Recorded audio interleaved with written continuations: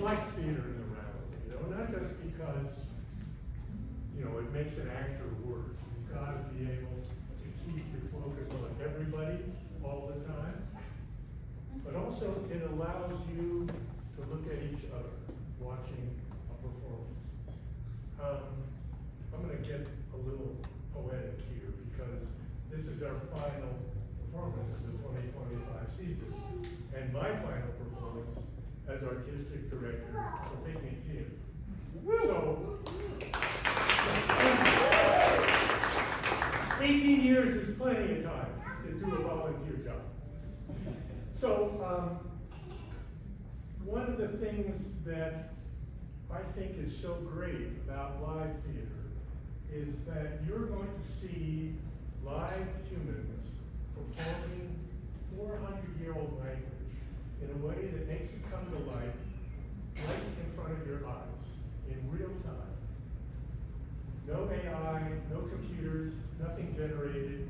Mistakes may be made. Doesn't matter.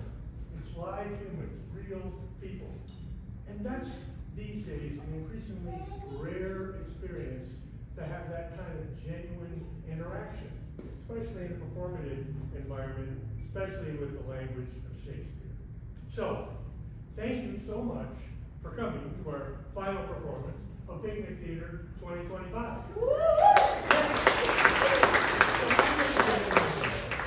Thank our board of directors, Aaron Albert, Jessica Coffey, who greeted you on the way in, Maylin Simpson, Kurt Egner, and most especially our executive director, newly hired, Selena Taylor. With the new Branham Amphitheater almost completed, to be done within weeks, a new executive director, and a new phase of Piknik Theater with a new artistic director that you'll hear more about later, this is the perfect time for me not just to dance into the sunset, but run. So, please keep in mind, although I may be gone, we want the theater to survive. And the only way that's going to happen is if this village that is the Yampa Valley steps up.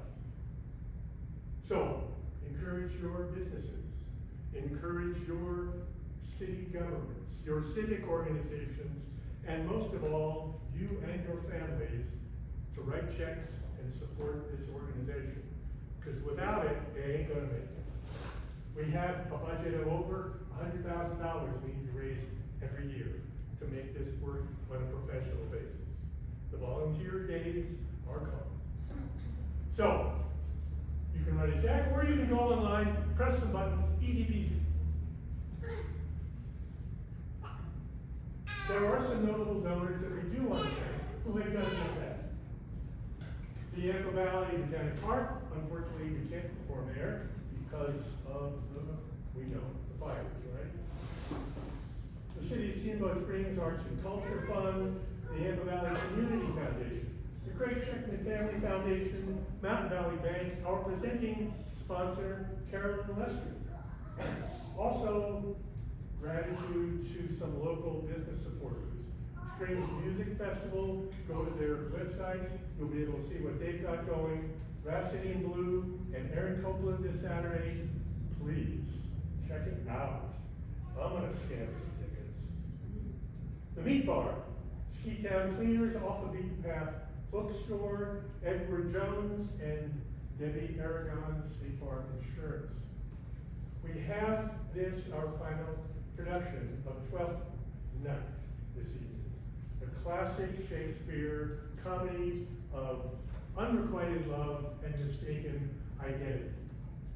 And we're going to give you a little bit of intrigue, insight,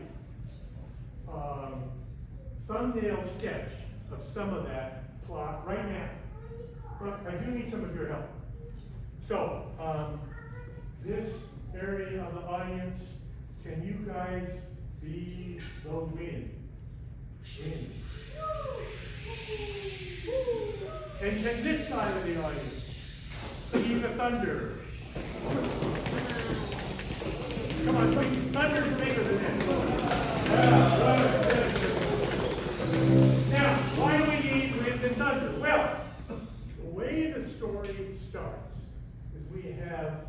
two twins, a brother and sister, not identical, but very close. And they are caught in a storm, tossed in the tempest. A different plane, but same idea. Wind, rain, thunder. Will they survive the storm? Will they survive the storm? We don't know. Only Shakespeare will reveal it.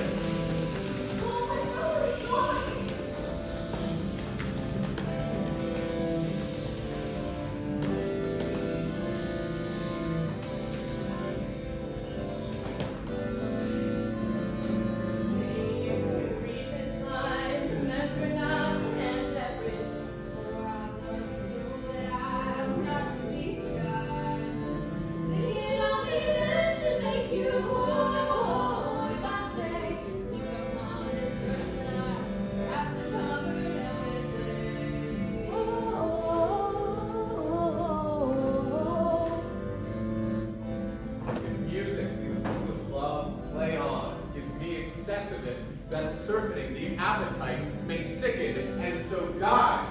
Ah, it came over my ears like the sweet sound that breathes upon a bank of violets, stealing and giving odor. Enough! No more. It is not so sweet now as it was before. Will you go hunt, my lord? What, Curio? The hart.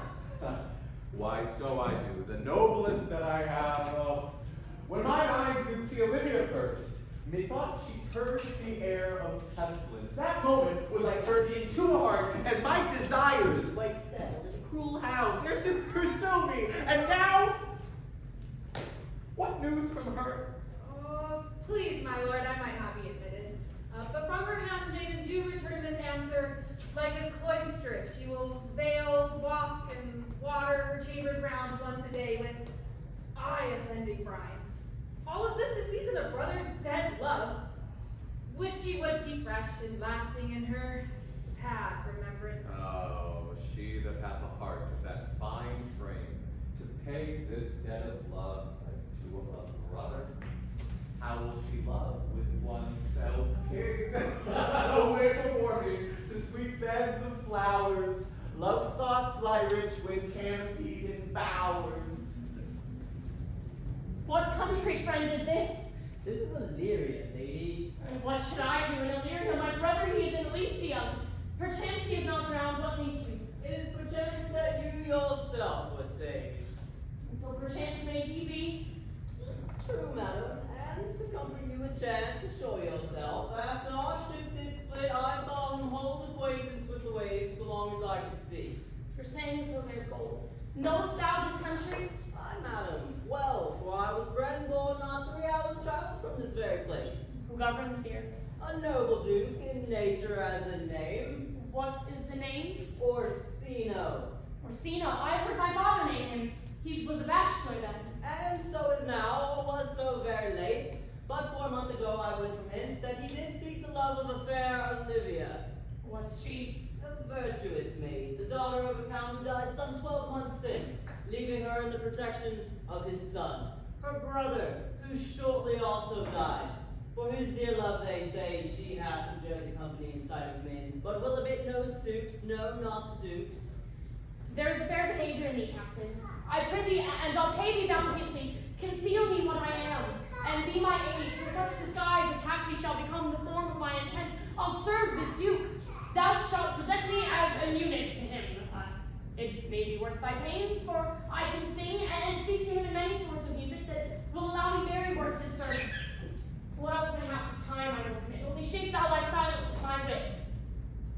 Be you his eunuch, and your mute I'll be, for when my tongue blasts, let mine eyes not see.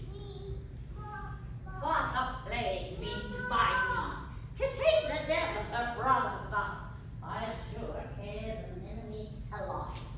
A right talk, Sir Toby. You must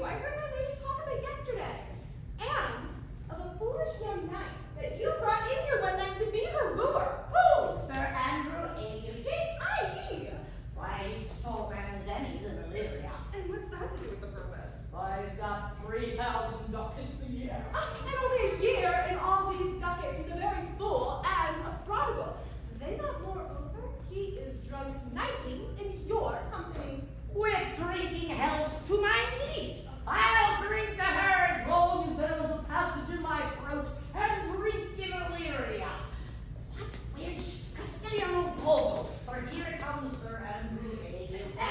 Sir Toby Bell! How now, Sir Toby Bell? Sweet Sir Andrew! Oh, bless you, fair shrew. And you too, sir. Very well, gentlemen. Why, knight, thou lackest a cup of canary. When have I seen thee so put down? Faith, I'll home tomorrow, Sir Toby. Your niece will not be seen, or if she be, it's 4 to 1 shall none of me.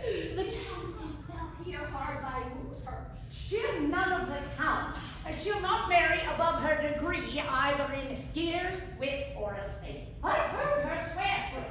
But, man, there's life in it. I'll stay a month longer. I am a fellow of the strangest mind in the world. I delight in masks, in revels, sometimes altogether. Wherefore are these things here? What dost thou mean? I did think by the excellent constitution of thy leg that it was formed under the star of the galleon. 'Tis strong, and it doesn't differ well in a plain-colored stock. Shall we set about some revels? What shall we do else? Come, Marianne, a stoup of wine. Oh, my goodness. Oh, let me see the caper. Caper, higher. Oh, higher. That's it, excellent. Okay, let's go. Let's go dancing. All right. Woo! Please with it.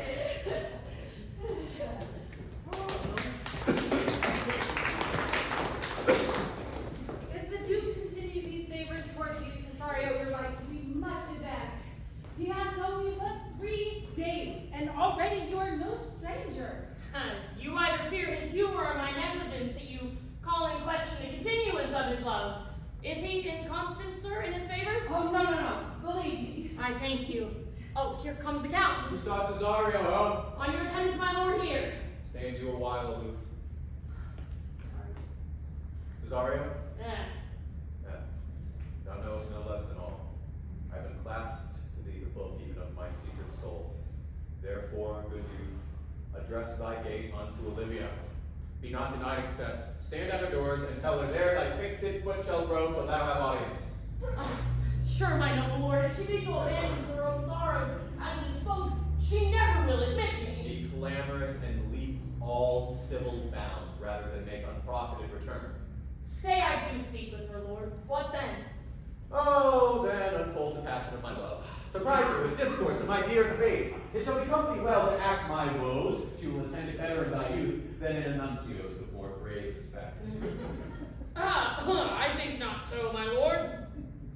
Oh, dear lad, believe it, for they shall yet belie thy happy years and say that thou art, man. Diana's lip is not more smooth and rubious. Thy small pipe is as a maiden's organ, chill and sound, and all is semblance of woman's part. What? I know thy constellation is right apt for this affair. Prosper well in this, and you shall live as freely as thy lord to call his fortune thine.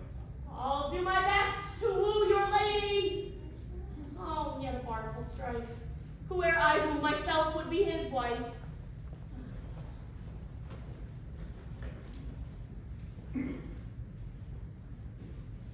Nay, either tell me what thou hast done, or I will not open my lips so wide as bristle may enter by way of thine excuse. My lady will hang thee for thy absence. Many a good hanging prevents a bad marriage, and for turning away let summer bear it out. Peace, you rogue. Enough of that. Here comes my lady. Make your excuse wisely to the best.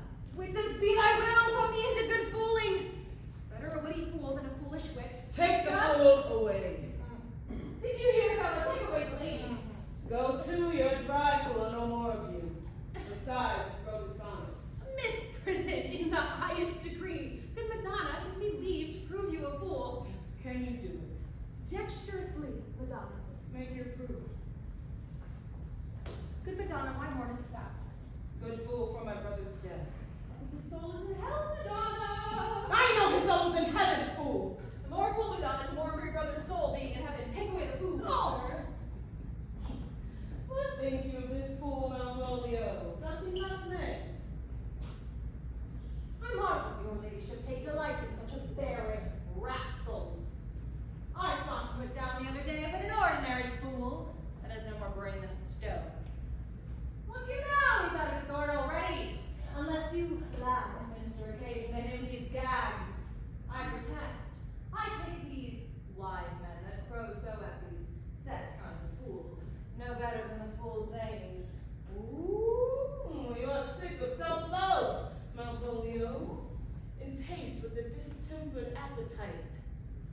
be generous, guiltless, and of free disposition, as to take those things for bird bolts that you deem cannon bullets.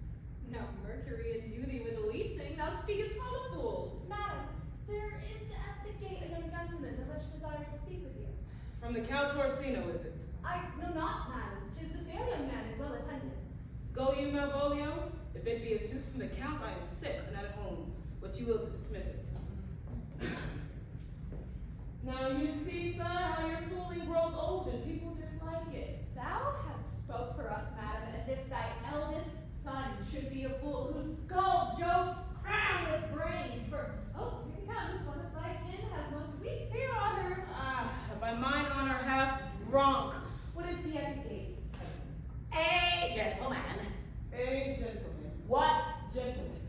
'Tis a gentleman here. Acquainted with his Pickle Harry. Cousin, how have you come so early by this lethargy? Lechery? I defy lechery. There's one at the gate. Go look after him. Gate. He is but mad yet, Madonna, and the fool shall look to the madman. Madam, yon young fellow swears he will speak with you. I told him you were sick. He takes on him to understand so much, and therefore comes to speak with you. I told him you were asleep. He seems to have foreknowledge of that too, and therefore comes to speak with you. What is to be said to him, lady? He's fortified against any denial. Tell him he shall not speak with me. Who has been told so, and he says he'll stand at your door like a sheriff's post and be the supporter to a bench, but he'll speak with you. Of what years of personage is he? Not yet old enough for a man, nor young enough for a boy. One would think his mother's milk were scarce out of him. Let him approach. Call in my gentlewoman. Gentlemen! My lady calls. Give me my veil. Come throw it over my face. Will once more hear Orsino's embassy. The honorable lady of the house. Which is she? Speak to me, I shall answer for her. Your will.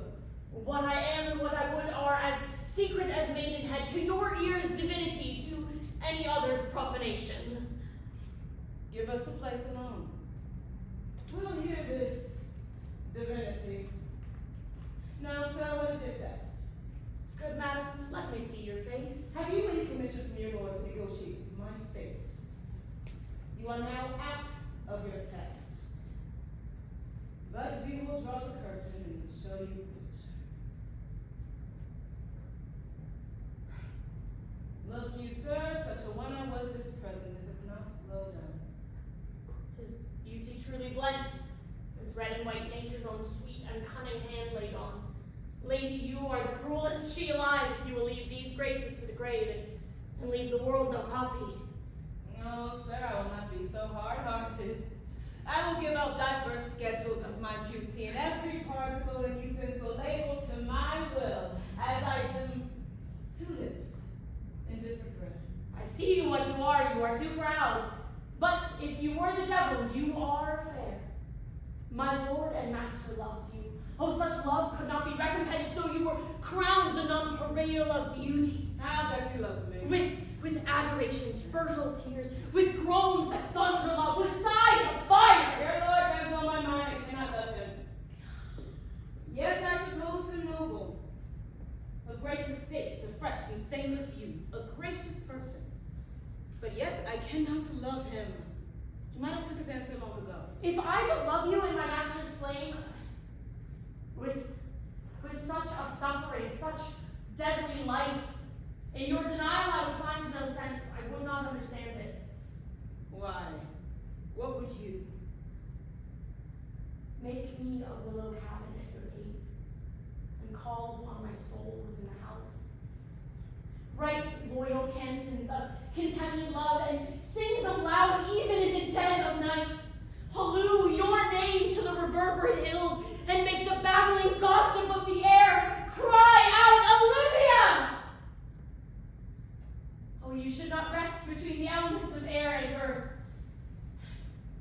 should pity me. You might do much. What is your parentage? Above my fortunes, yet my state is well. I am a gentleman. Get you to your Lord.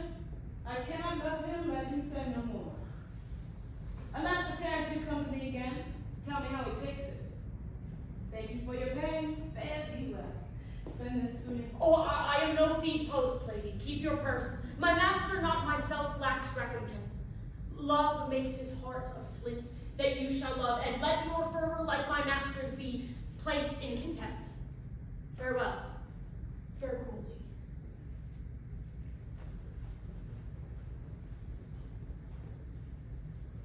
What is your parentage? Above my fortunes, yet my state is well, I am a gentleman. And we sworn their hearts! Thy tongue, thy face, thy limbs, actions, and spirit do give thee fine places! Not too fast. Soft, soft. Unless the master were the man. How now may one so quickly catch the plague? Methinks I feel his use of perfections with an invisible and subtle stealth to creep in mine eyes. Well, let it be. What's home, Malvolio? Here, madam, at your service. Run! After that same British messenger, the county's man, he left this ring behind him. Would I or no, tell him I'll none of it. But that the youth may come this way tomorrow, I'll give him reasons for it. Hide me, Malvolio. Madam, I will. I do, I know not what. I fear to find mine eyes too great a flatterer for my mind. Fate! Show thy force. Ourselves we do not owe. What is decreed must be. And be this so. Will you stay no longer? Nor will you not while I go with you. By your patience, no. I crave of you your leave, so I may bear my evils alone. It were a bad recompense for your love to lay any of them on you. Let me get know of you, whither you are bound. You must know of me then, Antonio. My name is Sebastian. My father was that Sebastian of Messali, whom I know you have heard of. He left behind himself me and a sister, both born within an hour. Would the heavens been so pleased had we so ended, but you, sir, altered that for an hour before you took me from the breach of the sea was my sister drowned. That's the day. A lady, sir. Yet such much resembled me. She was yet counted with many to be beautiful. She's drowned in salt water, and I seem to drown in her remembrance with more. If you will not murder me for my love, let me be your servant. If you will not undo what you have done, that is to kill him who you have recovered, desire it not. I am bound for the Count Orsino's court. Farewell! The gentleness of all the gods go with thee. I have many enemies in Orsino's court, else would I very shortly see thee there. But come on there, I do adore thee so. That danger shall seem sport, and I will go. Sorry. Excuse me. Pardon me. Sorry. Do you know where Orsino's? I'm a little lost. Thank you. No, I didn't come this way. No, I didn't come this way.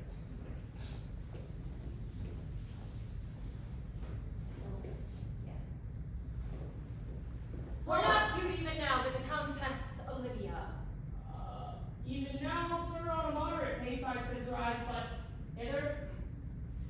She returns this ring to you, sir. You might have saved me my pains to obtain it away yourself. She adds, moreover, that you put your lord into a desperate assurance she will none of him. And one thing more, that you never be so hardy to come again in his affairs, unless it be to report your lord's taking of this. Receive it, sir. Okay. I left no ring with her. And what means this lady? Okay. Fortune forbid my outside have not charmed her. She made good view of me indeed, so much that sure we thought her eyes had lost her tongue, for she did speak in starts distractedly. She loves me. Sure, the coming of her passion invites me in this churlish messenger. none of my lord's ring. Why, he sent her none. I am the man. I am the man. Ho, ho, ho! Disguise, I see thou art a wickedness, wherein the pregnant enemy does much. How will this match? Orsino loves her dearly, and I, poor Viola, fond as much on him, and she, mistaken, seems to dote on me. What will become of this? What thriftless sighs shall poor Olivia breathe? As I am man, my state is desperate for my master's love, as I am woman. Now, alas, the day! Oh, time, thou must untangle this, not I. It is too hard not for me to untie. Approach, Sir Andrew! Not to be abed after midnight is to be up betimes. Nay, my troth, I know not, but I know to be up late is to be up late. False conclusion! Does not our life consist of the four elements? Oh, faith, so they say, but I think it rather consists of eating and drinking. Thou art a scholar! Let us therefore eat and drink. Marianne, I see! A scoop of wine! What a carol you do keep here. Have my lady not called up her steward Malvolio and bid him turn him out of doors? Never trust me.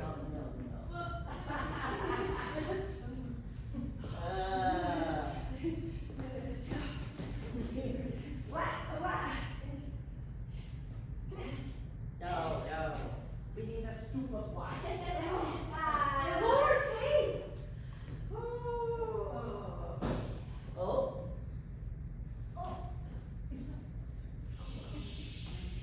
My masters, are you mad? What are you? Have ye no wit, manners, nor honesty, but to gabble like tinkers at this time of night? Do you make an alehouse in my lady's house? Is there no respect for place, person, nor time in you? We give heed time, sir, in our hatches, let all. Sir Toby, I must be round with you. If my lady bade me tell you that, though she harbors you as her kinsman, she is nothing allied to your disorders. If you can separate yourself and your disorders, you are very welcome to the house. If not, and it would please you to take leave of her, she is very willing to bid you farewell. Farewell, dear heart, as I must be gone. Nay, good Sir Toby. Right, the ladies are almost done. Even so. And I shall never die. Sir Toby, there you lie.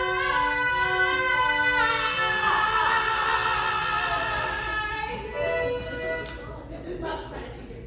Out of tune, sir, you lie. Art any more than a steward?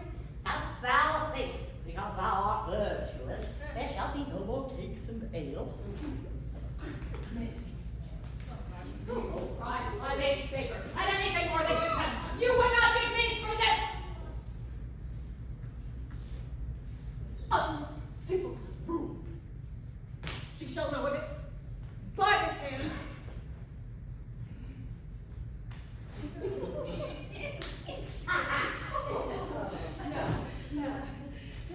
Peace for tonight, sweet Sir Toby. Since the use of the countess today with thy lady, she's been much out of quiet. And as for Monsieur Malvolio, let me alone with him. If I cannot gull him into a Neyward and turn him into a common recreation, then do not think that I do not have risen up so that I straighten my bed. I know I can do it. Possess us, tell us something of it. Oh, the devil Puritan he is, an affectionate ass, that can't escape an outlook and utters it like great swans. The best persuaded of himself, he thinks so crowned with excellencies that all that look upon him love him. And it's on this vice in him, by revenge, if I notebook us to work. What will thou do? I shall drop in his way some obscure epistles of love, wherein by the color of his beard, and the shape of his leg, the manner of his gait, the expression of his eye, forehead, and complexion, he shall find himself most feelingly personated. I can write much like your niece, my lady, on a round and round, you can have a big distinction of our hands. I smell a demise. I have it in my nose too. He shall be by the letters that thou wilt draw, and they come from my niece, and that she's in love with him. The deal. And your horse now will be here. Don't not hold me, I warned you. I know my physical work in him. I shall send you to where you will find the letter. Observe his construction of it. But for tonight, to that, and dream of the event. There you have it. Okay. Night. Oh my lord.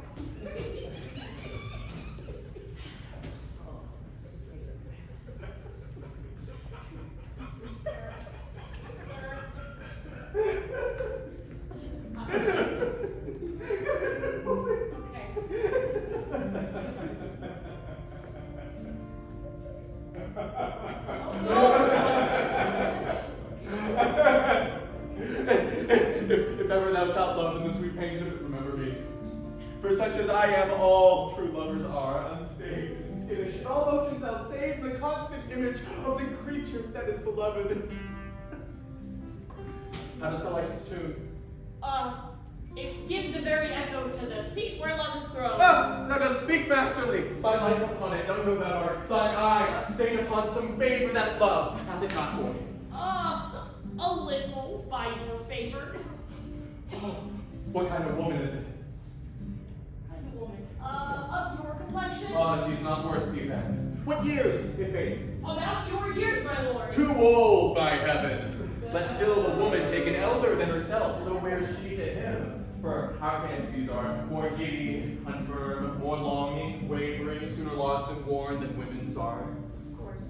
I think it well, my lord. Then let thy love be younger than thyself, or thy affection cannot hold the bent. For women are as roses, whose fair flower being once displayed doth fall that very hour.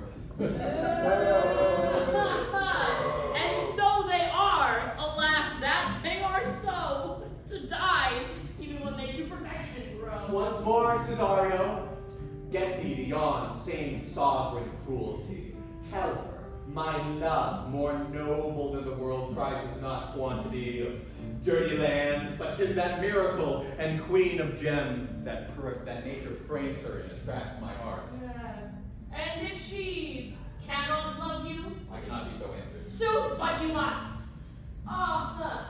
Say that some lady, as perhaps there is, hath for your love as great a pain of heart as you have for Olivia. You cannot love her, you tell her so. Must she not then be answered? There is no woman's heart can buy the beating of so strong a passion that love doth give my heart.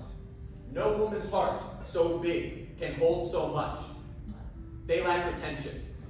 But mine is as hungry as the ocean and can devour as much. Make no compare between that love a woman can bear me and that I owe Olivia. I know too well what love women to men they owe, and think they are as true of heart as we. My father had a daughter loved a man, as it might be, were I a woman, I should your lordship. And what's her history? A blank, my lord. She never told her love, but let concealment like a worm in the bud feed on her damask cheek. Was not this love? We men may say more, swear more, but indeed our shows are more than will, for still we prove much in our vows, but little in our love. But thy sister of her love, my lord? I am all the daughters of my father's house. And all the brothers too. And yet I know not. Sir, shall I to this lady? Aye, that's the theme. To her in haste, give her this jewel. Say my love can give no place by no delay. God, you're lucky you're hot. Take him up there into the box tree. Malvolio is coming down this walk. He has been yonder in the sun practicing behaviors without shadow this past hour. Observe him, make a contemplative image of him. Oh, in the name of justice, lie thou there, for here comes the trap that was the top of the table.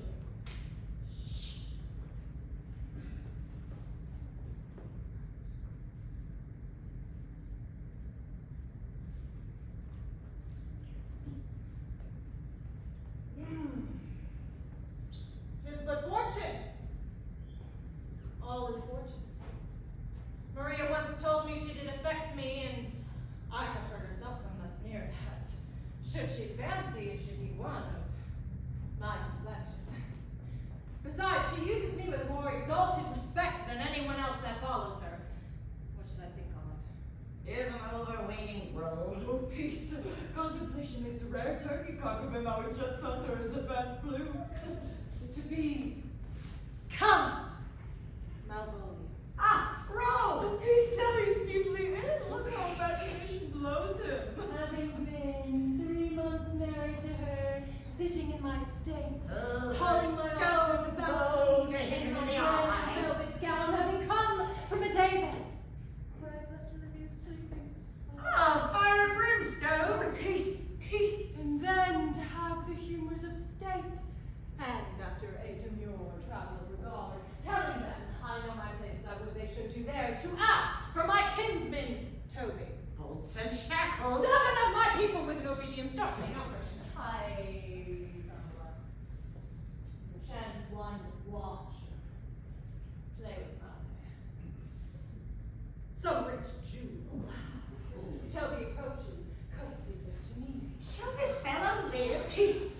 I extend my hand to him, thus quenching my familiar smile with an austere regard of control. And does not Toby take you a blow to the lips then? Say, cousin Toby, my fortunes having cast me on your knees, give me this prerogative of speech. What? What? You must amend your drunkenness.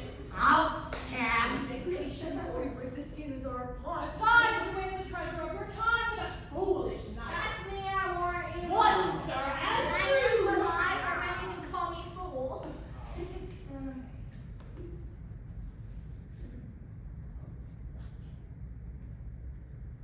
What employment have you here? Why, my life is to my lady's hand. These being her very C's, her U's and her T's, and thus makes she a great P's. It isn't time to question her hand. To the unknown beloved, this in my good wishes, her very phrases. Fiery wax. Ah, and the pressure, or the grease with which she uses to seal, 'tis my lady to whom should this be.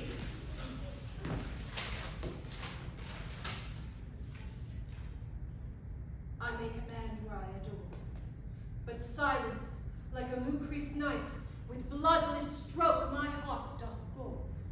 M-O-A-I doth sway my heart. Christian riddle.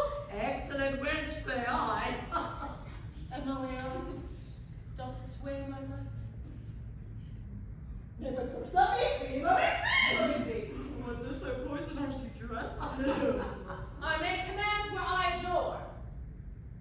Why she may command me, I serve her, she is my lady. Why this is evident to any formal capacity. There is no obstruction in this.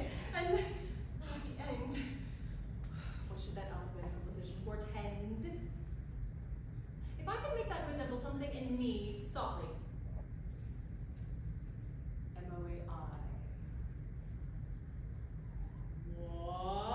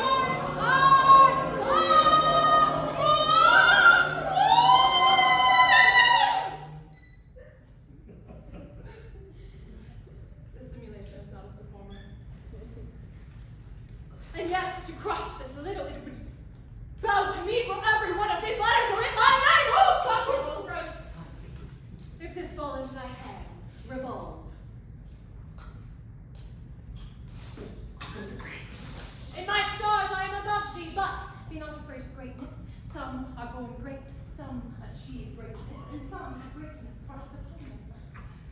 Thy fates open their hands, let thy blood and spirit embrace them, and to ignore thyself to what thou art like to be.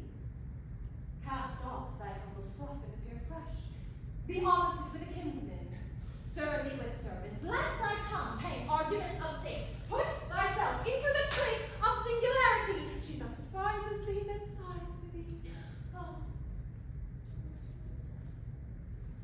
Remember who commanded thy yellow stockings, and wish to see thee cross garters. Go to, remember, thou art made, if thou desirest to be so. If not, let me see thee a steward still, the fellow of servants, and not worthy to touch fortune's fingers. Farewell, she that would alter services with thee, the fortunate, unhappy. While daylight and champagne discovers not more, this is open. I will be proud. I will read politic authors. I will baffle Sir Toby. I will wash off gross acquaintance. I will be point device, the very man. I do not now fool myself to let imagination jade me, for every reason excites to this, that my lady loves me. Oh, I make my stars! I am happy!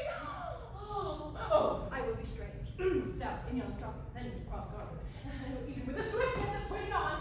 Oh, children, my stars be praised. There's my postscript. Thou canst not choose but know who I am. If thou entertainst my love, let it appear in thy smiling. Thy smiles become thee well. Therefore, in my presence, still smile. Dear my sweet, I prithee. Jove, I thank thee.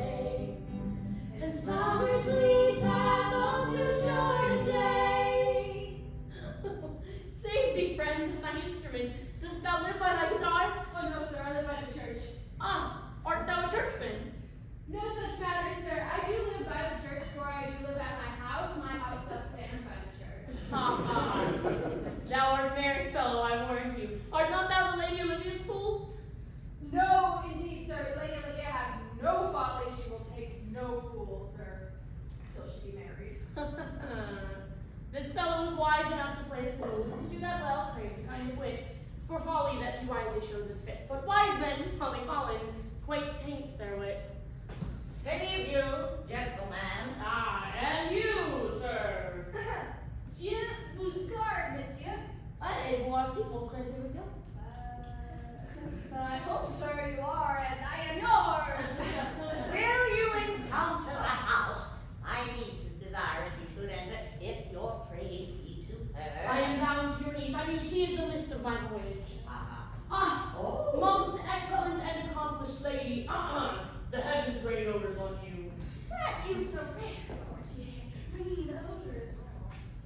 My matter have no voice, lady, but to your own pregnant and vouchsafed ear. Odors, pregnant, vouchsafe, delegate all three already. Let the garden door be shut and leave me to my hearing. I see. No, you're talking. Now, sir, give me a hand. Oh, my duty, madam, and most humble servants. What is your name? Cesario is your servant's name, fair princess. My servant, sir. 'Twas never merry world since the lowly fame was called the compliment. Your servant to the Count Orsino, you. Ah, and he is yours, and his must needs be yours. Your servant's servant is your servant, madam. Oh, by your leave, I pray you, I beg you, not to speak again of him. But would you undertake another suit? I'd rather hear you to solicit doctor music from the spheres. Dear lady. Give me leave, beseech you. I did send, after the last enchantment you did here, a ragged chase of you, so that I abuse myself, my servant, and I fear be you.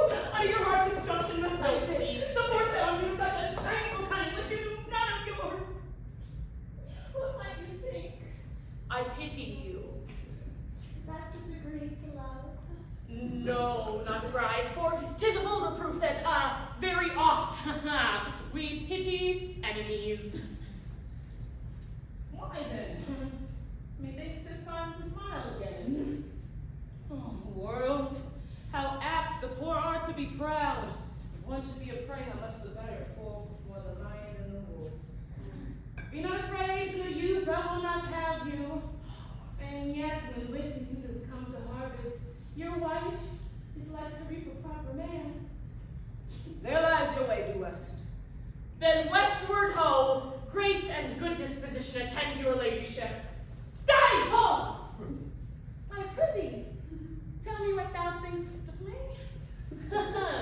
That you think you are not what you are. If I think so, I think the same of you. Then think you right, I am not what I am. I would you were as I would have you be. Would it be better, madam, than I am? I wish it might, for now I am your fool. Cesario, by the roses of the spring, by maidenhood, truth, honor, and everything, I love thee so! That no girl thy pride, nor wit, nor reason can my passion hide. Do not extort thy reasons from his claws. For that I woo, thou therefore hast no cause. Though not the reason that's what reason better. Love soft is good, but given unsolved better. By my innocence I swear, and by my youth I have one heart, one bosom, and one truth, and that no woman has, nor never none shall mistress be of it, save I alone. And so, adieu, good madam. Nevermore will I my master's tears to you deplore. I'm so sorry. Yet come again! But thou perhaps mayst move that heart which now abhors, to like his move, his love. Oh! No!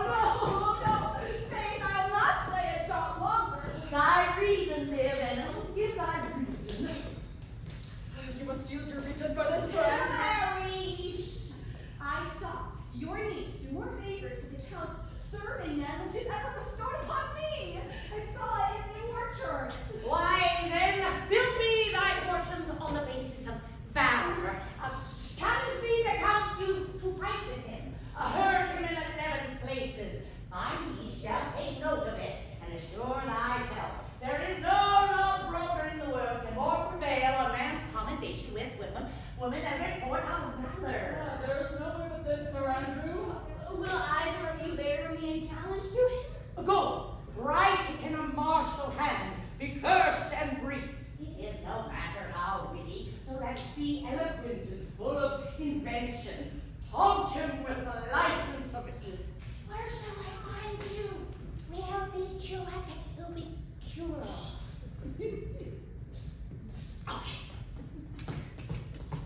Whew. This is a dear mannequin to you, Sir Toby. I have been dear to him, lad, some 2,000 strong or so. I shall have a rare letter from him, you're not delivered. Never trust me then, but by all means, stir on the youth to an answer. Oh, look where the young spin of time comes. If you desire the spleen and wish to laugh yourself into stitches, follow me. Yon Monvolio has turned heathen, a very renegado. There is no Christian that he saved by believing rightly that can believe such impossible passages of grossness. He's in yellow stockings. Right across guard, They're most villainous. He does everything to the eye. He does make every point of letting the eye drop to betray him. He does smile his face in the more live will the new map, the occupation of the Indies. You've never seen a thing such as this. I can hardly forbear hurling things at him. I know my lady will strike him. And when she do, he'll smile and take it as a great favor. You should see him follow me. Come, bring us where he is.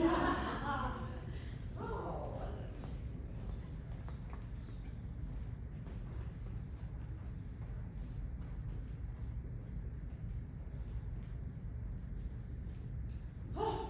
Oh, Antonio, there you are. Well, I would not find anyone that troubles you, but since you seem to make your pleasures of your pains, I will no further chide you. Ooh, I could not be behind you, being skilless in these parts, which to a stranger unguided and unfriended often prove rough and unhospitable. Oh, my kind Antonio, I have no other answer to make but thanks. But for my will, as my conscience confirm, you should make better dealing. What's to do? Shall we go see the relics of this town? Would you pardon me, I do not without danger walk these streets. Once, in a sea fight against the Count, his galleys, I did some service of such note indeed that, were I taken here, it scarce be answered. Do not walk too open then. It doth not fit me. Hold, sir, here's my purse. In the south suburbs, at the Elephant, is best to lodge. I will bespeak our diet. I will be your purse bearer and leave you for an hour. To the Elephant! I do remember. I have sense for him. He says he'll come. How shall I feast him? Oh, what bestow of him? Where is Malvolio? He is sad and civil, and suits well for a servant of my fortunes. Where is Malvolio? He's coming, madam, but in a very strange manner. He's shortly possessed. Why, what's the matter? Does he rave? No, madam, he does nothing but smile. Your ladyship best have some guard about you. If he does come, he's surely tainted in his wits, madam. Call him hither. For I am as mad as he. Sad and very madness equal me. What's home, Emily? Ow! Sweetly.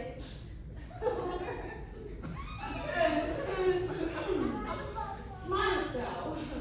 I sent for thee upon a sad occasion. Sad lady. I could be sad. This does make some obstruction in the blood, this cross gartering. But what a blood! If it please the eye of one, it is with me, as the very true sonnet is. Please one and please all! How dost thou, man? What is the matter with thee? Oh, not black in my mind, though yellow in my legs. It did come to his hands, and commands shall be executed.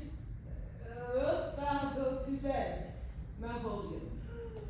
To bed! I'm sweetheart, and I'll come to thee!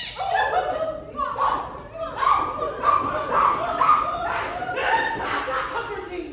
Why dost thou smile so, and kiss thy hand so oft?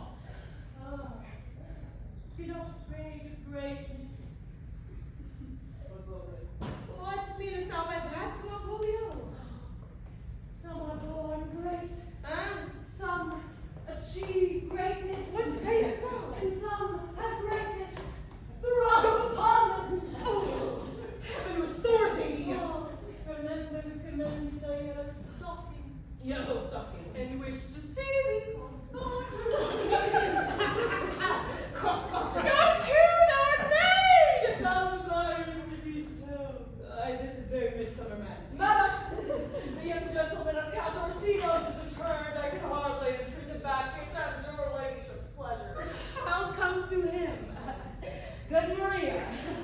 Let this fellow be looked to. Whereas my cousin told me that some of my people have a special care of him. No worse man Sir Toby to look to me, for this concurs directly with the letter. She sends him on purpose, that I may appear stubborn to him. For she incites me to that in the letter. Cast off thy humble sloth, says she. Be opposite with the kinsmen, surly with servants. Let thy tongue take arguments of state. Put thyself into the trick of singularity. I am right. But it is Jove's doing, and Jove will make me thankful. Where is he? In the name of sanctity, before the devils of hell be drawn in little, and Legion himself possess him. Yet I'll speak with him. Ah, here he is. How is you, sir? How is you, man? Go off. I discard you. Let me enjoy my private. Go off. Go to, peace. We must deal gently with him. Let me alone. How do you, Malvolio? How is with you? What, man? Defy the devil. Consider he is an enemy to mankind.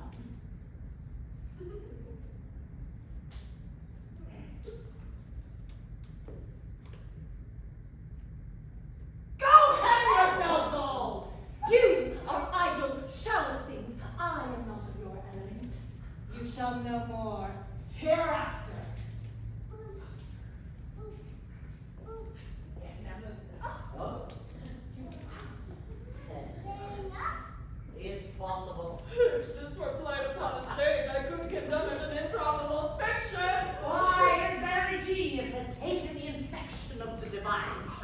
Come, we'll have him in a dark room and bound. My niece is already of the mind that he is mad. We shall carry it thus for our pleasure and his penance until our very pastime, tired out of breath, prompt us to have mercy on him, at which time we will bring the device to the bar and crown thee for a finder of madmen. What see? More matter for a May morning. Here's the challenge! Read it! Lawrence, there's vinegar and pepper in it. This so saucy? But read. It's me. You, whatsoever thou art but a scurvy fellow. Good and valiant. Thou comest to the Lady Olivia, and in my sight she uses thee kindly, but thou liest in thy throat. That is not the matter I challenge thee for. A very brief and to exceedingly good sense.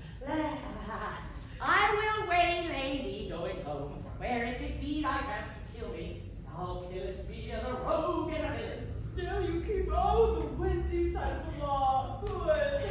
Very well, and God have mercy upon one of our souls. He may have mercy upon mine, but my hope is better. And so, look to thyself, thy friend, as thou usest him, and thy sworn enemy.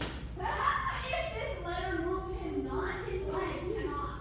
I'll give it to him. You make a representation for it. He's in some promise with my lady and will by and by depart. Come, Sir Andrew, scout me for him at the corner of the orchard.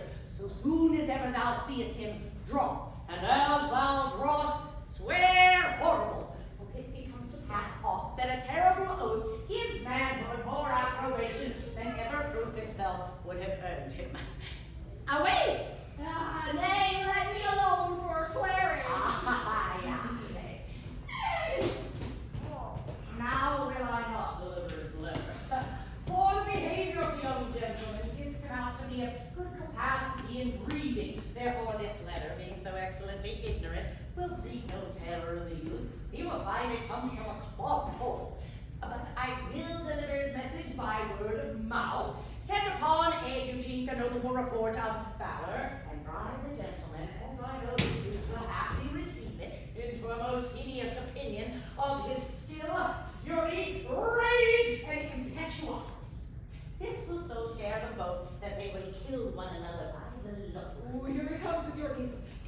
they take leave and presently after him. I will meditate the while on some horrid message. Yet come again tomorrow.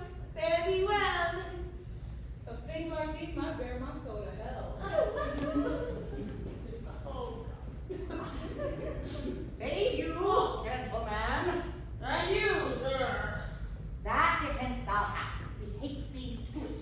Of what nature the wrongful thou hast been done, I know not.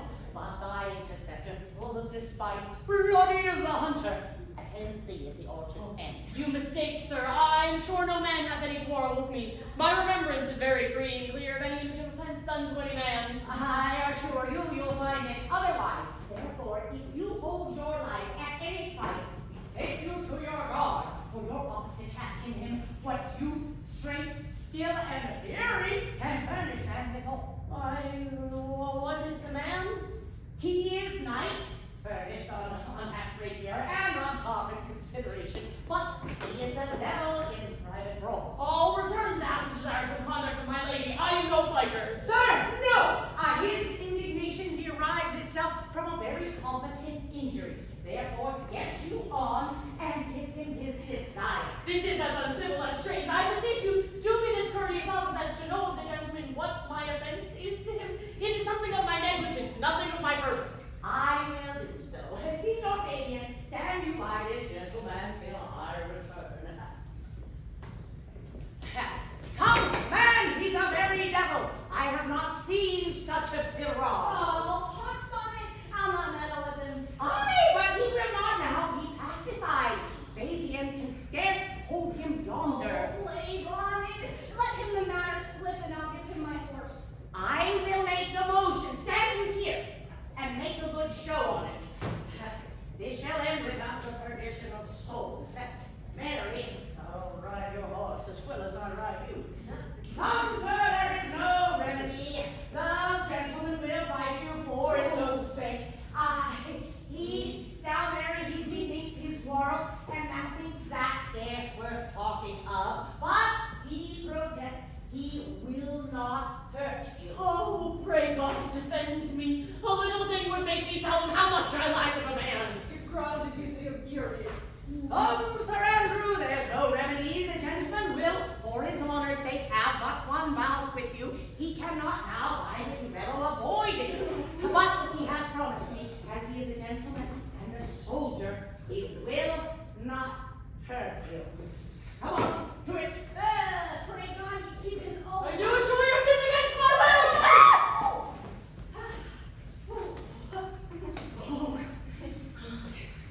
No.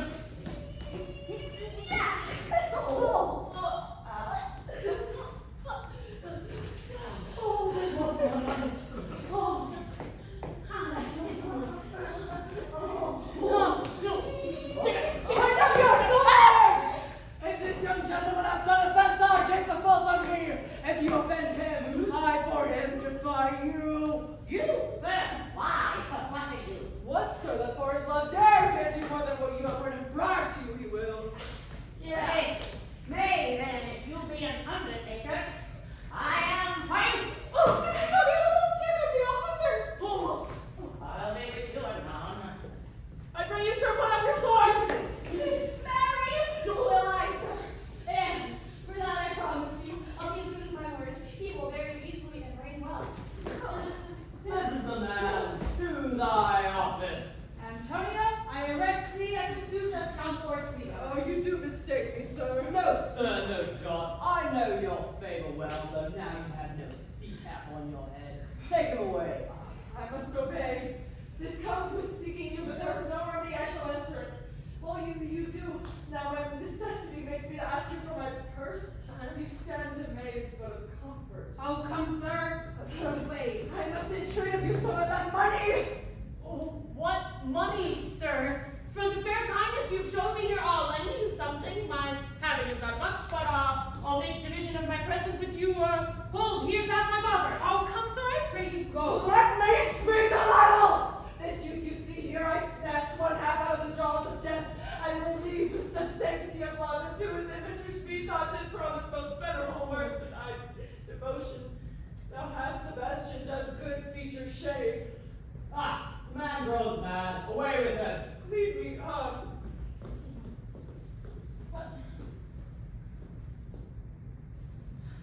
Methinks his words do from such passion fly that he believes himself. So do not I prove true, imagination will prove true that I, dear brother, be not taken for you. He names Sebastian. I, my brother, know yet living in my glass, even such and so in favor was my brother, and he went still in this fashion, color, ornament, for him I imitate. Oh, if it through tempest our kind and soul to expression love.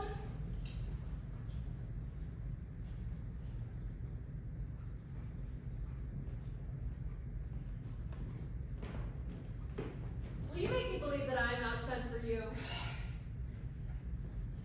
Go to, thou art a foolish fellow. Let me be free of thee. Well held out, faith! No, I do not know you, nor am I not sent to you by my lady to bid you come speak to her. Nor is your name not Master Cesario, nor is this not my nose neither. Nothing that is so is so. I prithee bid thy folly somewhere else. Thou knowest me not. Now, sir, have I met you again? That's for you. Why, and there's for thee, and there, and there. Are all the people mad? Come, sir, I will not let you go. Come, my young soldier, put up your iron. You are well fledged. Come on. I will be free from thee. What wouldst thou now? If thou darest tempt me further, draw thy sword. What? What? Hey, then, I must have a drop or two of that malapert blood from you. Who tell me? All thy life I charge thee hold. And will it be ever thus, ungracious wretch? Fit for the mountains of the barbarous caves, or man as narrow retreat, out of my sight. Be not offended, dear Cesario. Roots be begone! I prithee, gentle friend, let thy fair wisdom, not thy passion, sway this uncivil and unjust expense against thy peace. Go with me to my house, and hear thou there how many fruitless pranks this ruffian hath botched up. But thou perhaps mayst smile at this. Do not deny, but shew his hope for me. He hath started one poor heart of mine indeed. What a relish than this? How runs a stream? Or I am mad, or else this is a dream. But still let my senses and fancy leave me stupid. If this be a dream, let me sleep. Nay, come, prithee, but thou shalt be ruled by me. How do I feel? Oh, say so and so be!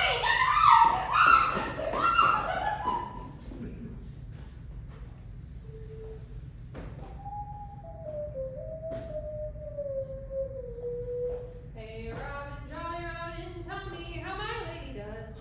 Fool! My lady is unkind, purdy. She loves another. Who calls, huh? Oh, good fool, as ever thou wilt deserve well at my hand.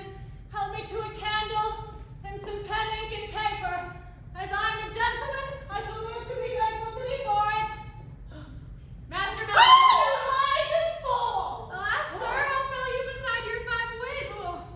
Oh, fool, there was never a man so notoriously abused. I'm as well in my wits, fool, as thou art. But as well, you are mad indeed if you be no better in your wits than a fool. Oh, Fool, help me to some light and some paper.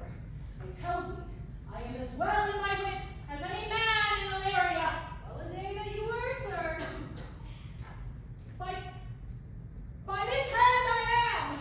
Oh, good fool, help me to some ink, paper, and light, and convey what I will set down to my lady. It shall advantage thee more than ever the bearing of the letter did. I will help you to it, but tell me true, are you not mad indeed, or do you but counterfeit? I am not, believe me, I tell thee true. I'll never believe a madman until I see his brains. I will bet you your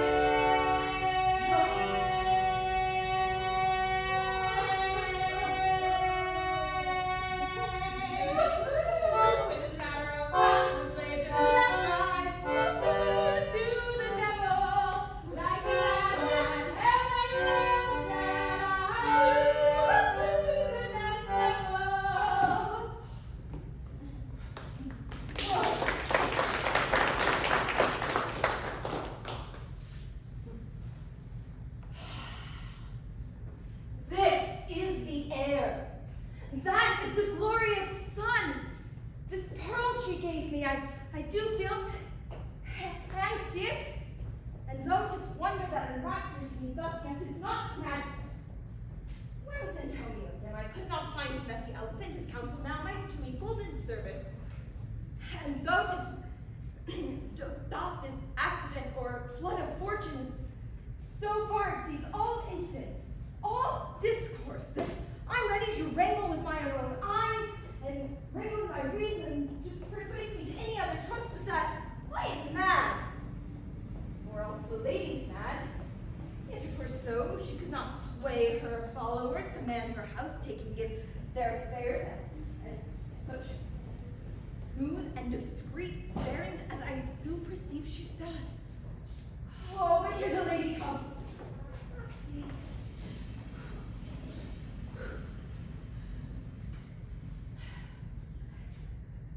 Blame not this haste of mine. If you mean well, go with me and with this holy man into the chantry by. There underneath that consecrated roof, plight me the full assurance of your faith, and my too jealous and most doubtful soul may live at peace. What do you say? I will go with you, if this holy man, and swear in truth, ever be true. Ow! Then lead the way, and have it so shine, that they may fairly know this act of prayer!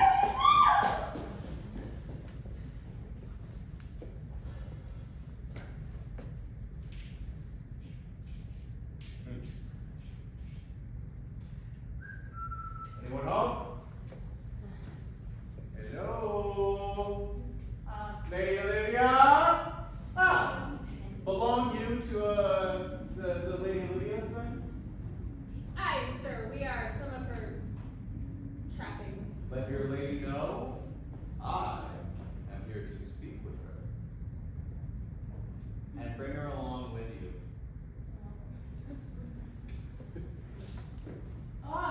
Here comes the man, so did you rescue me?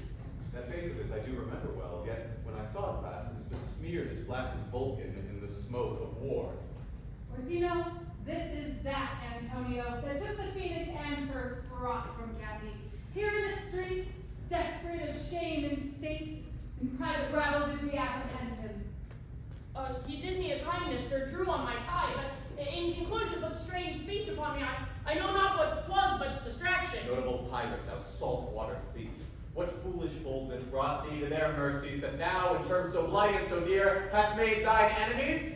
Orsino, noble sir, which trapped you me hither to that most ungrateful border by your side?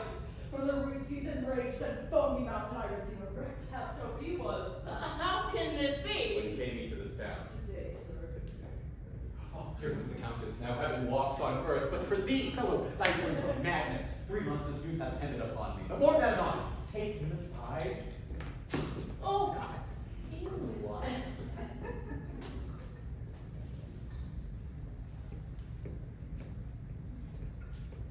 Gracious Olivia. What would my lord but that he may not have, when Olivia may seem serviceable? Cesario, you do not keep promise with me. Aha! My lord would speak. My duty hushes me. If it be aught to the old tune, my lord is as fat and falls into mine ear as howling after music. Still so cruel. Still so constant to the Lord. What, to perverseness, you uncivil lady? But this your minion whom I know you love, and by heaven, I swear, I tender dearly. Him will I tear out of that cruel eye, where he sits crowned in his master's spite. Come, boy, with me. My thoughts are ripe in mischief. I'll sacrifice the land that I do love, to spite a raven's heart within a dove. And I, most open acting willingly, to do you rest, 1,000 deaths will die. Where goes Cesario? After him I love more than I love these eyes, more than my life, more by all moors than e'er I shall love life. I me detested! How I am beguiled! Who does beguile you? Who does you so wrong? Hast thou forgot thyself? Is it so long? Call forth the Holy Father! Come, away! Whither, my lord? Cesario, husband, stay! Oh, husband! Aye, husband, carry back the knife. Husband, sir? No, sir, not I. Oh, fear's not, Cesario. Take thy fortunes up. Be the thou knowst thou art, then thou art as Christ that thou fearst. Welcome, author. deliverance here to unfold. What had newly passed between this youth and me? A contract of eternal bond of love, confirmed by the mutual joinder of your hands, attested by the holy close of lips, strengthened by the interchangement of your rings. Oh, thou dissembling cub, what wilt thou be when time hath sowed a grizzle on thy case? Or will not else thy craft so quickly grow that thine own trip shall be thine overthrow? Farewell, and taper, but direct thy feet where thou and I henceforth may never meet. My lord, I can protest! Oh, do not swear! Hold little faith, though thou hast too much fear. Oh, God, a surgeon! Someone presently! He has broken my head across, and has given Sir Colby a bloody coxcomb, too! Oh, goodness, Sir Andrew. Help, gentlemen! One Cesario! We took him for a coward, but he's a very devil incarnate! My gentleman Cesario? God's lifelings! Here he is! You broke my head for nothing, and not that I did! I wish I had nothing to do with my Sir Colby. Why do you speak to me? I never hurt you. You drew upon me without cause, but I bespoke you fair and hurt you not. How now, gentlemen, how is with you? That old one. He's hurt me. You never meant to do it. So, didst thou see Dick Surgeon? He's drunk, Sir Toby. An hour gone, his eyes were set at 8 in the morning. Away with him! What made this havoc with them? Get him to bed and have his heart be looked to.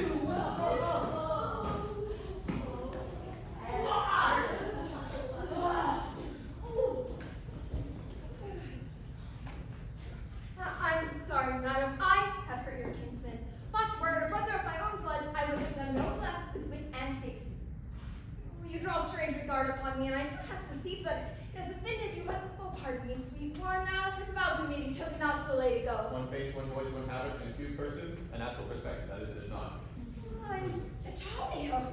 Oh, Antonio, how the hours have racked and tortured me since I've lost thee. Sebastian, are you? Fearest thou that, Antonio? How have you made division of yourself? An apple cleft in two is now more twin than these two creatures. Which is Sebastian? Most wonderful. I stand there. I've never had a brother, nor can there be a deity in my nature here.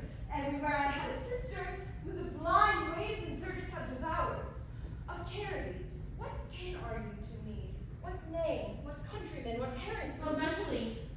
Sebastian was my father, such as Sebastian was my brother too, so when he suited to his watery tomb, his spirits can assume what form and suit you come to fright us. I am a spirit indeed, but I am in that dimension grossly clad from the womb which I did participate. Were you a woman? As the rest falls even, I should let my tears fall upon thy cheeks and say, thrice welcome to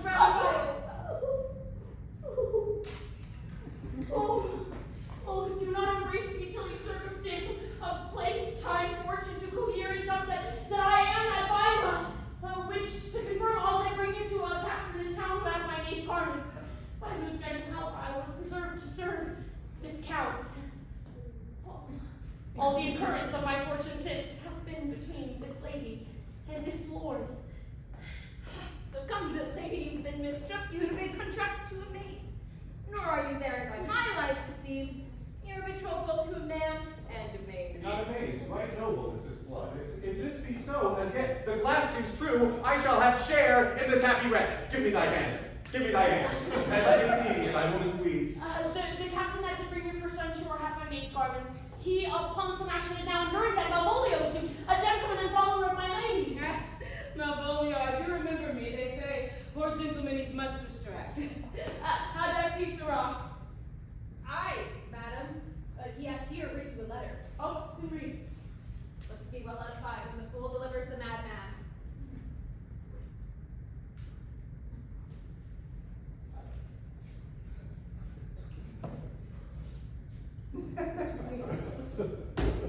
By the Lord, madam! How now, thou man? No, madam, I do but read you madness.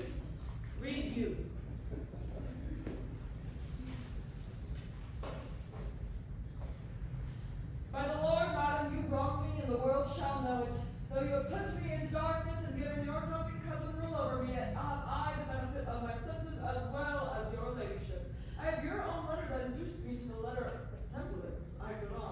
the which I doubt not but do myself much right, or you much shame. Think of me as you please. I leave my duty a little unthought of and speak out of my injury. The madly used Malvolio.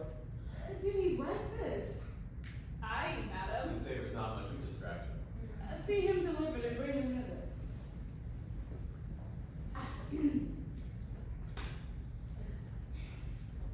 So please you, my lord, these things further thought on, to think me as well a sister, as a wife.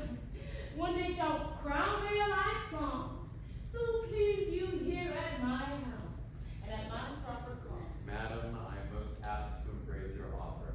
And since you called me master for so long, you shall from this time be your master's mistress.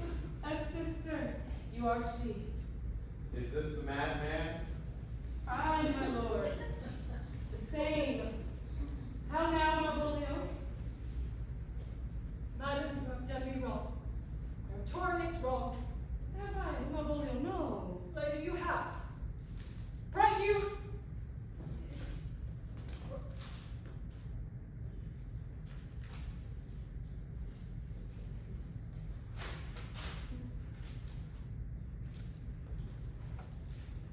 Pray you. Peruse that letter. You must not now deny it is your hand, nor say 'tis not your seal, nor your invention.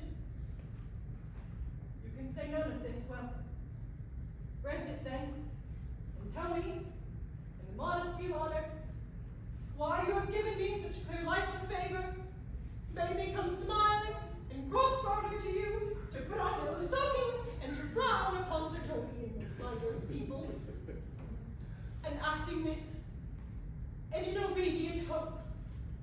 Why have you suffered me to be imprisoned, kept in a dark place, visited by the fool, and made the most notorious geckin gull that our invention played on? Tell me why. Alas, Malvolio, this is not my writing. Though I confess much like the character, but out of question 'tis Maria's hand. This practice hath most shrewdly passed upon thee. But when we know the grounds and authors of it, you shall be both the plaintiff and the judge. Right on cause. Good madam, if you would let me speak freely, I confess myself and Toby set the device against Malvolio. Alas, poor fool, how they have baffled thee. Why, some are born great, some achieve greatness, and some have greatness thrust upon them. My lord, I'm no fool, but do you remember, why laugh you at such a barren rascal? And you smile not. He's gagged, and thus the whirligig of time brings in his revenges.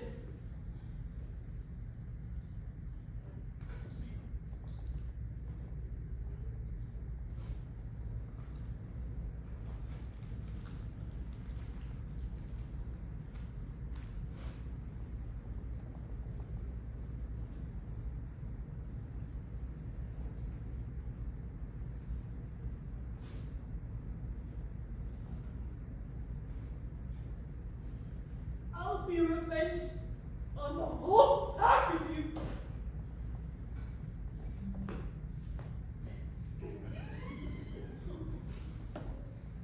He hath been most notoriously abused. Pursue him and entreat him to a peace. A solemn combination shall be made of our dear souls.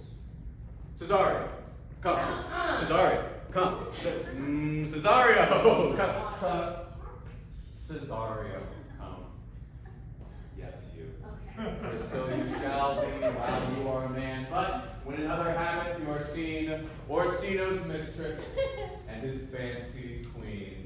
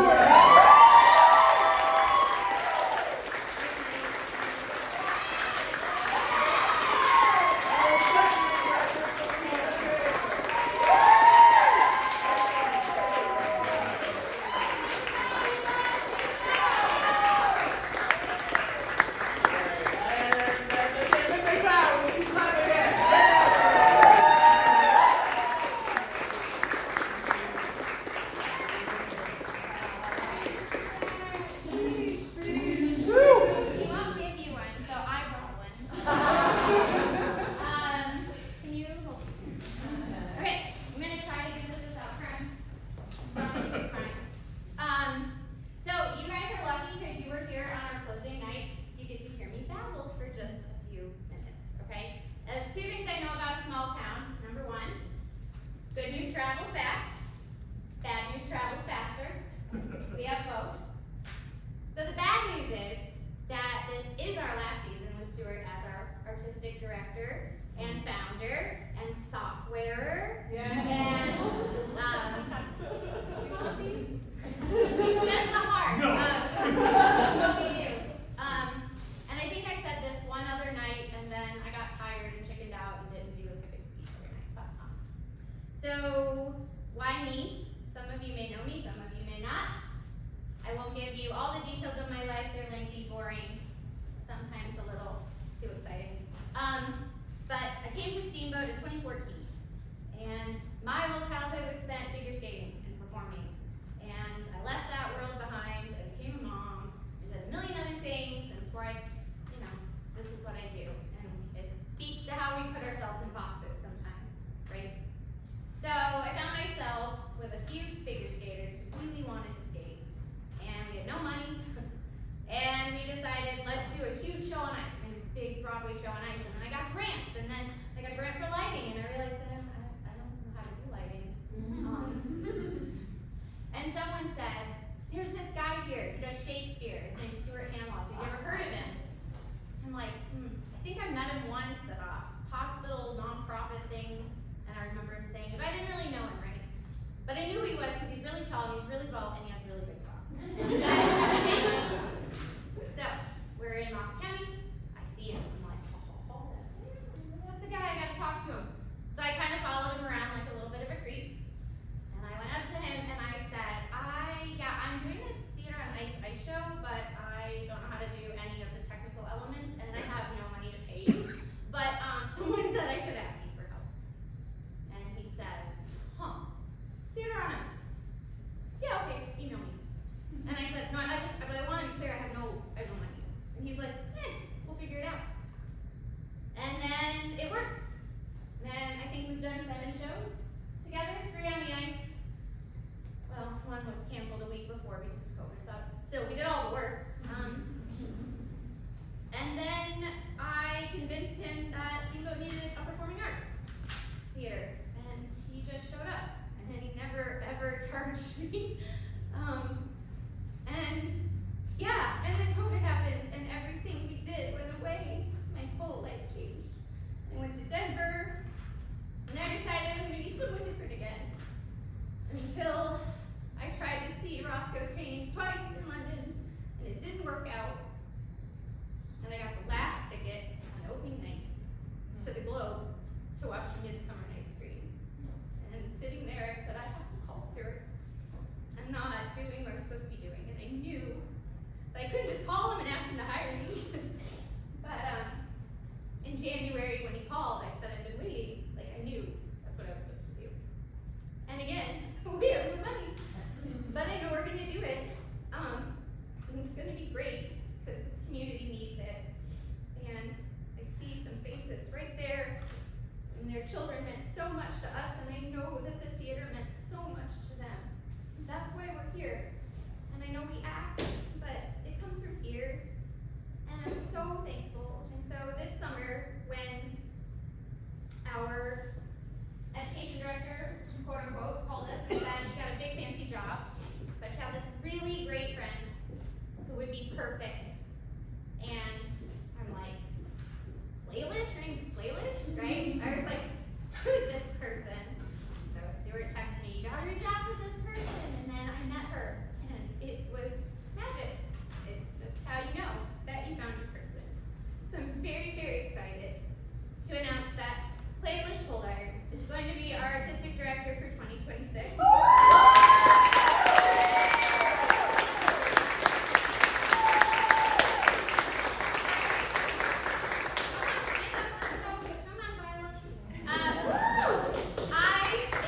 She will correct me if I'm wrong, but I'm just gonna tell you.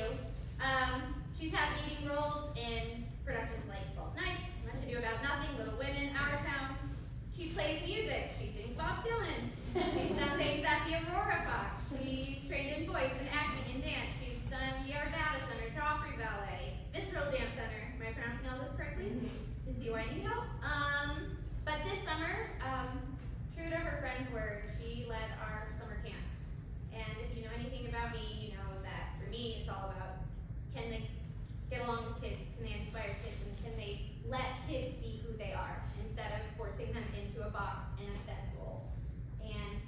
fit seamlessly. And I love being around her, and we're gonna try to make Stuart proud. And he doesn't like us to brag on him, but I will. Stuart has never taken a paycheck for this job for 18 years. He's done it from here, and I feel like we as a community owe it to him to find a way to support this theater without charging families a ton of money to come see it, because it means so much to watch those families bring the little kids and know that everything in this town might be expensive and the ski tickets might go up to $400 a day, but we can do something that families not only love doing, but that